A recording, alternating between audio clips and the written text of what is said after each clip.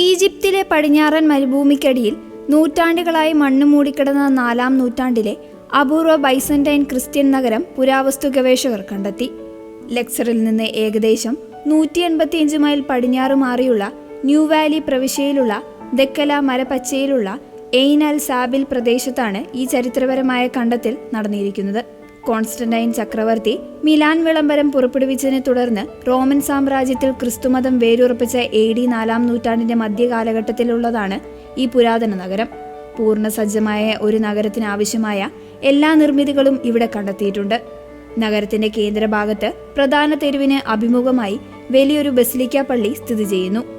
കൃത്യമായ പ്ലാനിങ്ങോടെ നിർമ്മിച്ച തെരുവുകൾ, ചത്തുരങ്ങൾ, കട്ടിയുള്ള പ്രതിരോധ മതിൽ, 2 കാവൽ ഗോപുരങ്ങൾ എന്നിവ കണ്ടെത്തലിൽ ഉൾപ്പെടുന്നു.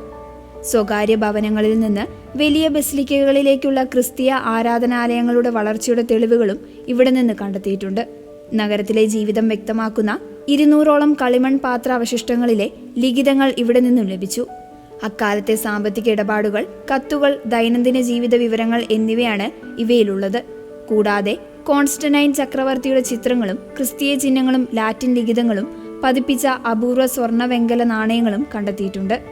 മരുപ്രദേശങ്ങളിൽ സ്വർണ്ണ നാണയങ്ങൾ കണ്ടെത്തുന്നത് അപൂർവമാണെന്നും ഇത് അക്കാലത്തെ പ്രാദേശിക സാമ്പത്തിക സ്ഥിതിയെക്കുറിച്ച് കൂടുതൽ ഗവേഷണത്തിന് വഴി തുറക്കുമെന്നും ഓസ്ട്രേലിയയിലെ മോനിഷ് സർവകലാശാലയിലെ ഗവേഷകനായ കോളിൻ ഹോപ്പ് വ്യക്തമാക്കി.